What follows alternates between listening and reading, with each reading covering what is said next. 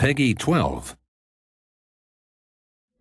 Hello everybody, I'm Scot Amos, executive producer for Lara Croft, The Temple of Osiris, here to introduce our newest dev diary. Last time around, we met some of our design team as well as our new characters in Lara's latest 4-player adventure. We also focused on the cooperation and competition mayhem that comes with 4 simultaneous players.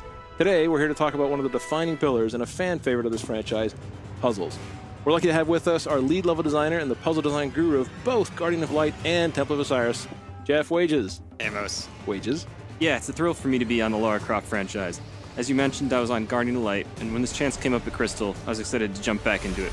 There are a lot of things I learned from Guardian of Light and from my work on Tomb Raider in 2013 that I was eager to bring over to Lara Croft and the Temple of Osiris. And I had a few new ideas for puzzles that we can only do now with our latest mechanics in our 4-player design. Which is kind of Jeff's way of saying that when you get stuck or frustrated at some of these crazy things he's come up with, you can please address all of your hate mail to him. Nah, they'll be fine. It's never about punishing the player. We place a huge emphasis on visual language to make sure that the puzzles are communicating themselves to the player. After that, they can cooperate and experiment and work until they find their own aha moment that solves the puzzle.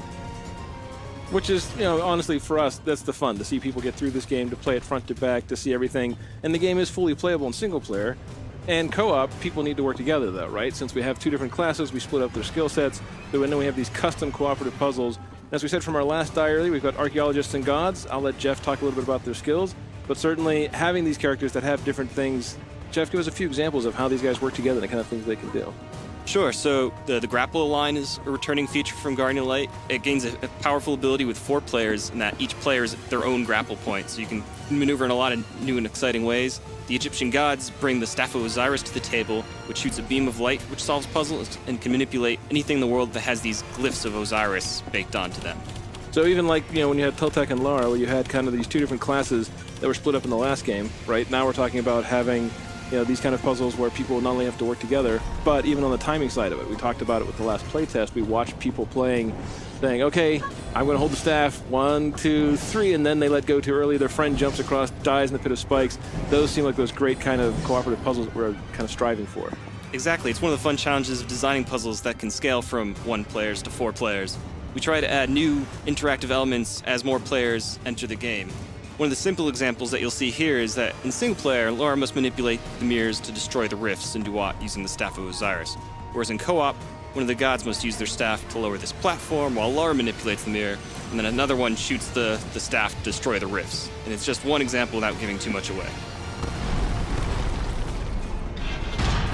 And I know we have one particular snake boss called Apep that you'd put together, so you want to tell us a little bit about that guy?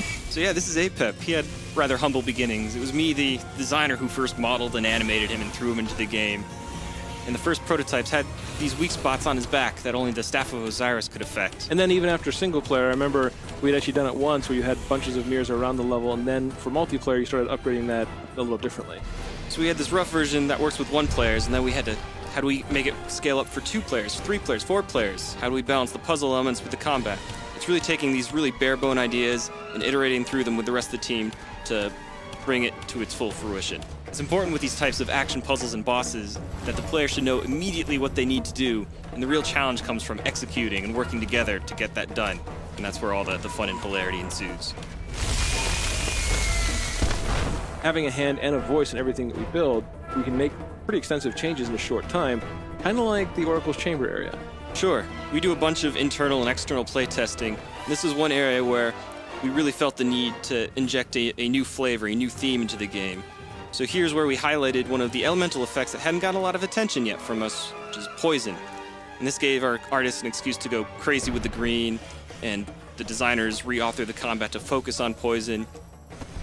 We took one of our highest rated challenge tombs from later in the game and gave it a poison flavor and installed it here as a puzzle gateway to the Oracle. Which, clearly from the playtests after we'd done the change, boosted up both the experience, the puzzle experience in that area, and introduced the unique combat that the Oracle area has, with all the flashier and dramatic touches and lighting effects, even that eerie kind of creepy aura that we managed to put in there throughout. So everyone, we hope you enjoyed another sneak peek into some of the new puzzle elements coming in Lara Croft, Temple of Osiris. Thank you, Wajcs, for walking us through what it takes to build some of these crazy puzzles. We're super excited to put the finishing touches on Lara Croft and the Temple of Osiris. You can all play it on December 9th, 2014 on Xbox One, PS4, and PC. See you all online.